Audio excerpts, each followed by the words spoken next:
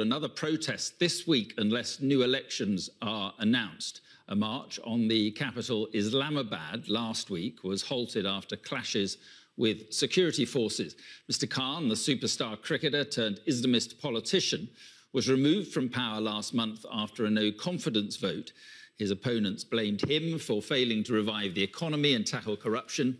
He says he was a victim of a US-backed plot to remove him. And Imran Khan joins us live now from Peshawar. And thank you very much for being with us. And just first of all, the march you're threatening now if no new elections are announced. What do you hope to achieve? Well, Mark,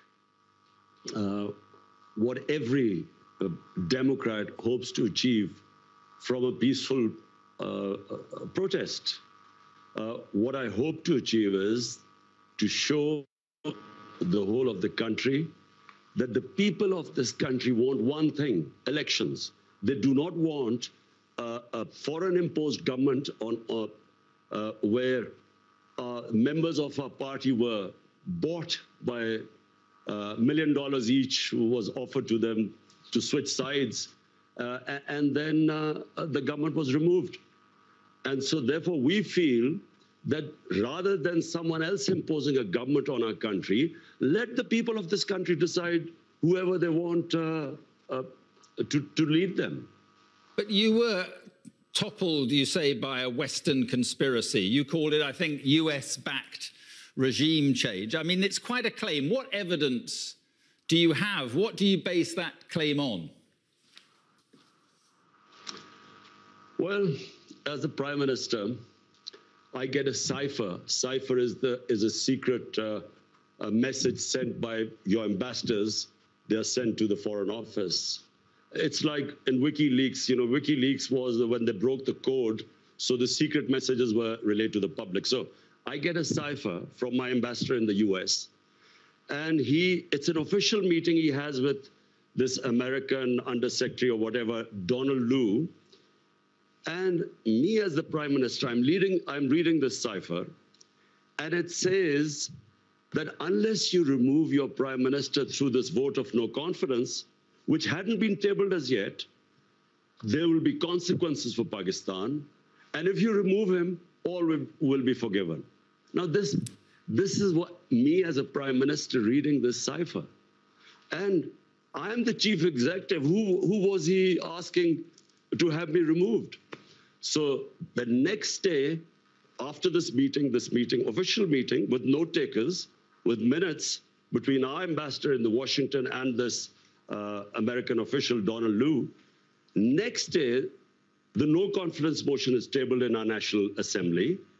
And then members of our party, which I told you were offered these huge sums to switch sides, they start leaving our party. Our allies leave our party.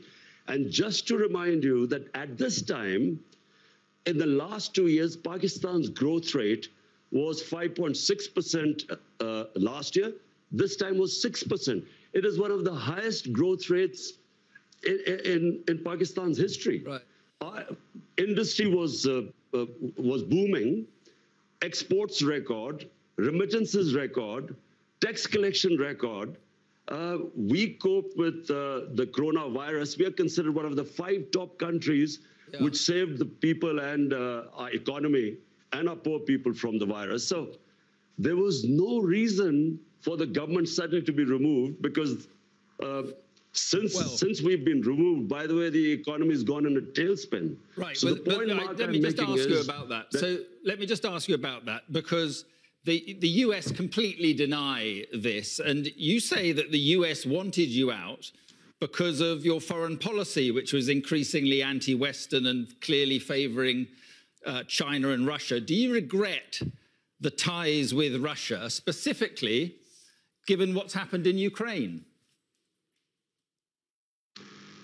Mark, in that cipher, Donald Lu is asking our ambassador that the Prime Minister, Imran Khan, was solely responsible for his decision to tour Russia. Now, the ambassador kept trying to explain to him that this was a tour which was planned long way back, long way before Ukraine. Secondly, all stakeholders, the Foreign Office, the military establishment, we were all on one page because the military wanted hardware. We wanted to buy gas from, because we got depleting gas reserves. We wanted to, and this was 6 years ago, this contract was being negotiated. And we wanted to buy wheat from Russia. So the problem, but let me just get coming. The problem is that on the very day that Putin invaded Ukraine, you shook hands with him in the Kremlin. That suggests, if you know, at least that you endorse what he's doing in Ukraine. Mark, how the hell was I supposed to know that the day I landed in Moscow, Putin was going to go into Ukraine? But remember, you didn't need to go ahead with the meeting. Even then, from Moscow. So hold on, Mark. My statement as Moscow was, I have never believed in military solutions. So never did I endorse that. Ours was a totally bilateral meeting, and it was planned long before. So point I'm trying to make is that we didn't realize that when I would reach there, that Putin would go into Ukraine. How was I supposed to know? And how could you be punished for that? But do you accept? This is the big thing. How could you have? But do you accept that what Russia is doing is an illegal act of aggression? Do you condemn what Russia is doing? Mark, I am against all military operations. I was against Iraq war. I was against the US going into Afghanistan consistently. I'm against military solutions in Ukraine to solve problems. But point I'm trying to make is that to hold me responsible, and in this cipher, it was only me being held responsible, while our ambassador was telling us that this was a long before the tour was planned. The purpose of going there were bilateral things. But we had nothing to do with. But even so, the problem is that the ties you have with Russia and China suggest that you went ahead with that meeting, that human rights are secondary to trade for you. Russia is waging a war on its neighbor, killing civilians. China has a terrible record on human rights, repressing the Uyghurs and other minorities. Mark, I was elected by 220 million people of Pakistan to serve them. My number one priority is there are 50 million Pakistanis below the poverty line. I was not elected for them to correct all the wrongs that are going on in the world. My responsibility was my country. And so all my relationships, whether it was with China, with the United States, with Russia, were for the benefit of our own people. Listen, in Kashmir, which is a dispute between Pakistan and India, India has violated all United Nations resolutions on Kashmir. They've illegally taken away the right of the Kashmiri people and basically got rid of the statehood. Now, did anyone speak against it? The atrocities going on in Kashmir, 100,000 people in Kashmiris have died. Has anyone condemned India for that? No, because India is an ally. Allow us to be neutral too so that we can look after our own people. What about Afghanistan? Are you pleased to see the Taliban back in control in Afghanistan? Were you pleased to see the West defeated? Mark, Afghanistan there was never going to be a military solution. Anyone who knows the history of Afghanistan, and the British above all, have experienced 3 wars in Afghanistan. The 3 times they've gone into Afghanistan in the 19th century, twice in 19th and once in the 20th century. There was never going to be a military solution. People like us who kept saying that this is not, you will not solve Afghanistan problem by bombing them or sending your military, we were called pro-Taliban. People like us were always talking about how would there be people in Afghanistan? For 40 years, they've been suffering. But so at the end, you said, it's not whether you are in one, Mark, this is not a football match, whether you're on one side or the other. It's trying, and when Afghanistan, when there are problems there, the country that suffers most is Pakistan. because we already have 3.5 billion Afghan refugees there. But you said the chains of slavery had been broken in the country. What, when the Americans left and the British, what did you mean by that? That was deliberate. It was deliberately distorted. I was speaking in Urdu. I was talking about getting rid of mental slavery. We still have the colonial education system with elite is taught in English medium.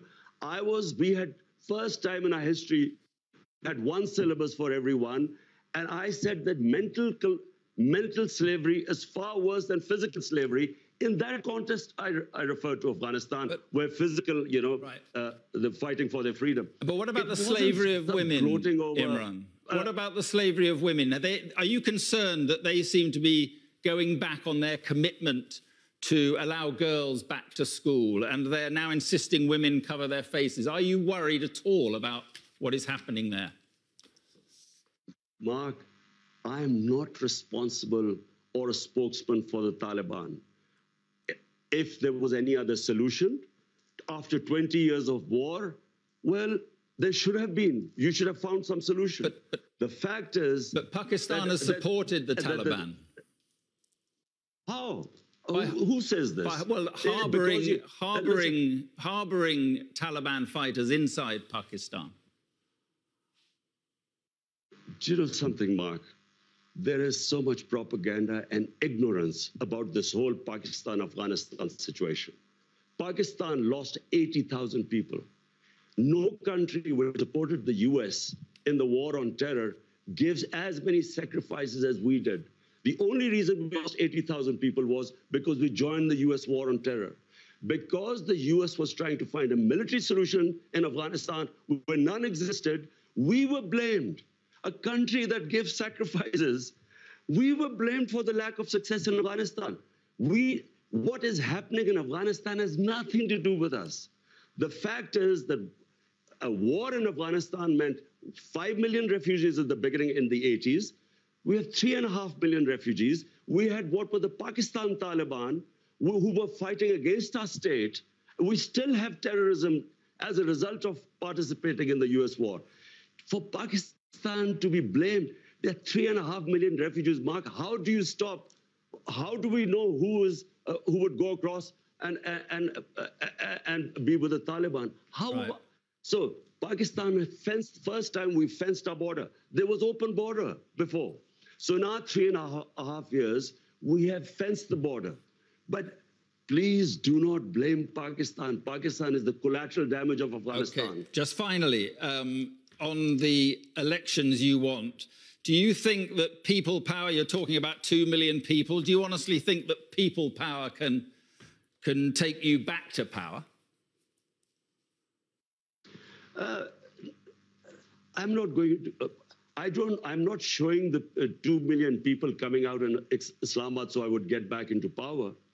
All we are saying is that there are two problems. One is that this is an imposed government through a regime change by Washington. Number two, they're criminals. 60% of the cabinet is on bail. The prime minister and the chief minister were about to be sentenced when they were made the chief minister and prime minister. It's an insult to this country. All we are doing is peaceful protest. Okay. We feel, let the people of Pakistan decide who they want to elect. Let's not have an imposed government from outside. Okay. Well, as I say, the Americans deny that. But listen, Imran Khan, thank you very much for being with us this evening. Thank you. Thank you, Mark. Thank you.